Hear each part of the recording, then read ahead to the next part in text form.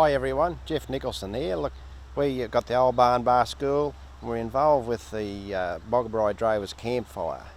We have little tours out to here to have a look at the old school, and we have a bit of a meal and all for the people when they come out, and they just look around all the gardens and everything, and it just gives them something to do while they're camping at the Drovers Campfire, and to go around here and have a look at the old buildings, how we've sort of got them going again, and there's a little museum to look through and plenty of room to sit in the garden. We have a few yarns and find out that some people originally from here come just to have a look again. So they just like the day out, and it's just a good little spot. A lot of history around this area. So, you know, we've got provisions down the back there, you know, if people want to say camp and have a look about, and then a lot of them want to know that might have lived here originally. Well, they'll start talking about the history of the place, and that means that people that haven't been here, they find out a lot about it. So it's just a good spot, I suppose, the easiest way to put it. And the other thing about the old Baan Baa School here is originally this veranda was not all there. It was dirt floor along the front of the building, and then this piece here where it says Baan Baa Public School, that was originally open, and they closed it all in and turned it into a library in 1982, and it was opened by one of the education ministers, I think it was, to commemorate that part as well. So that's just another bit how, as years went by, an old building got a little bit modernised, say from a dirt floor to a nice wooden veranda, which is here, and they put a garden in there and all that sort of things for the kids to make it easier to get into the schools. And that building was shifted here many years back. I'm not sure where it come from, we haven't been able to find out. That building was back in the 1800s, but even though it's quite a good little building, it's all original. It would have had a fire in there for the kids, you know, to keep them warm. And then after, at one stage, they did use it for craft room because the little kids sort of probably dwindled off. So it was ideal for that. But it's totally original. It's back in have to be in the 1800s, that one. And it was all cut locally here. It's cypress pine again, all locally cut.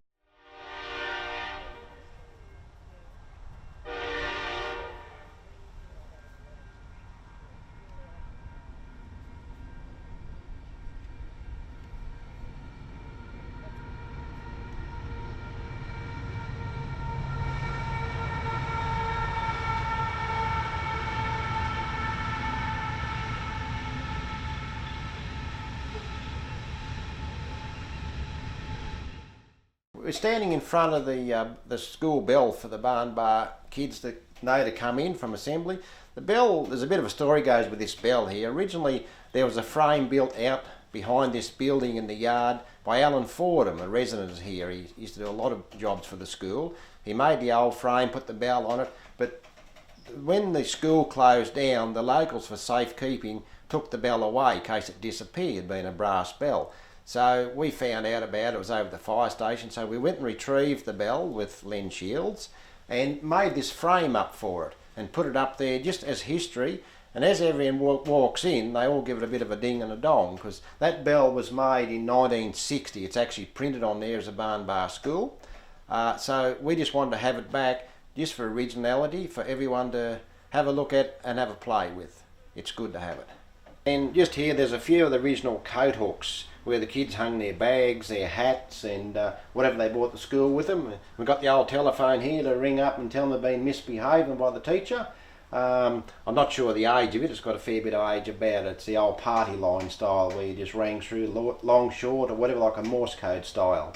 So, but these hooks, all these buildings here have got all these hooks for everyone to hang on to. And it's funny, you know, people that come to visit you now or come to say hello and have a cuppa, you'll find the handbags, their hats and whatever they got with them, all hanging on there, just like you're at school it was. Now we're into the library which we spoke about before. It's no longer a library. When people come for a cup of tea or whatever, we might have a few scones or whatever here, we all come in here and we set it all up on these tables and everything there, and we get it all, and then we follow around through these doors into the main original schoolroom, and we all sit down and have a yarn. And we're coming to the main original schoolroom here, which we've now set up for everyone to just sit down and enjoy themselves in with either a meal or whatever. Got the old piano there if you're keen to have a go on that. And as I said, basically this was the school room for the younger of the pupils in the later days. As you can see by some of the walls, they had blackboards and the other there like the hessian to pin things on for when they were students. So, but we said we've converted it over now just for entertainment for ourselves and friends or whoever turns up. And the whole room is still very original. So as I said, this one was put up in 1927. It's probably been revamped a bit, but it's just amazing how it's stood the time of day, you know, with the big high windows and all original. So it's just a good little building. When we first bought the school and the residents and everything, it was sort of very dry and overgrown because it had been decommissioned probably some 6 years back. That means it wasn't really looked after in the garden wise, apart from the buildings, and all the trees sort of fell down or just went, little suckers everywhere. And you can see how dry it was. And we've got the house here, this little photo of the house, which now, if you look at it, it's totally different. They were just sort of weeds and pieces in there. And this little weenie photo here, this is out to my left there. You'll see it through the day. It was totally overgrown with little suckers from a black wattle. You couldn't even walk through them, so it took us many days to pull them out. And this building here is the next school building, but which is totally different now, as you can see.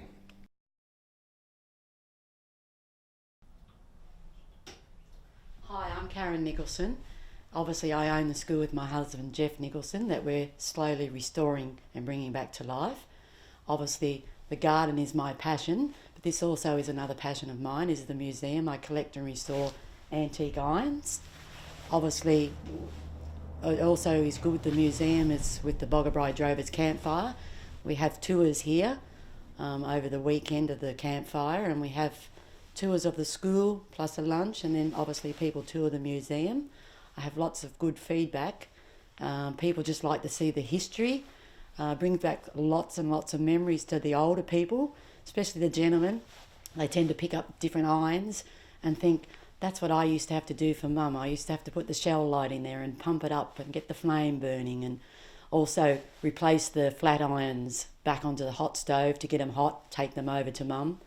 A lot of them, the handles were obviously burnt at certain times, and a lot of the gentlemen said their job was, especially the shell light ones, when they caught on fire, their job was to throw it out the back door of the kitchen or the laundry. But it is a passion. This is how they start. I bring them back to life. I sandblast them, polish them, paint them. We like to keep them as original as possible. They all works. It's very rewarding when people come to the museum. They leave lovely comments in my visitors book. But yes, it's more so just not a collection bug, but it's just memorabilia. It's history, just keeping the history alive, showing especially younger generation what the older generation used to have to use. It just wasn't plugged into the PowerPoint at any given time. So, but and as I said, the garden is my passion. So we work very, very hard to have it as a tourist area. And but most people that come, very good feedback. And the Drovers Campfire, I think we've been doing it for 4.5, 5 years now. And I've had people on several tours that have been the year before, and they book just to come back to see what we've done or changed anything. And I have quite a few customers that come back just for the lunch, so that makes it good too. This is my visitors book. Obviously I have lots and lots of comments. I have lots and lots of visitors. Obviously, as you can see, everybody tends to write something, but and a lot of people that use the free camping, they also come and browse and look in the museum and around the garden, and the comments are always good. And I'll be running out of pages. It's slowly starting to fill up. A lot of school students, principals, former ones, they've come back and they can't believe what we've done to the school. They quite often say the school looks better now than it did look back when they were here. But yeah, we have a lot of visitors, a lot of sticky noses from the road. Obviously the garden attracts the attention. Quite often as they pull past, if I'm in the garden, I'll give them a wave and they stop, and a lot of people don't realise it's not a school anymore. And then I usually invite them in to have a look around, and then they're here for hours after, so well worth their stop it is. So try it out. It does actually work. You do get a sweat up or wear your lunch off, one or the other. She's a beauty. And the old water pump, that's a well pump, you know. Most people had a well going back a few years ago for cooler water or their supply. That's a Cowling Gleeson, they call it. It's all cast iron, very reliable. As you can see, it's probably could be 100-year old or more, and still basically would work if you wanted to do a bit of work on him. We have a time capsule here. It was laid down in 1985 for the school centenary, the 100-year centenary, and a lot of the, I think, students and maybe some of the people around have got letters and pieces in there in this capsule, and I presume it'll be dug up in 100 years. And when we bought the school, they were a little bit worried about it, and I said, look, we'll caretake it and look after it, don't shift it, because it's here specifically for the school. So, and Peter Hudson, he was the chairman of the centenary, he helped lay it, and so we're going to look after it, and I won't be able to see in 100 years what in there, but it'll be very interesting because this will be preserved and left here.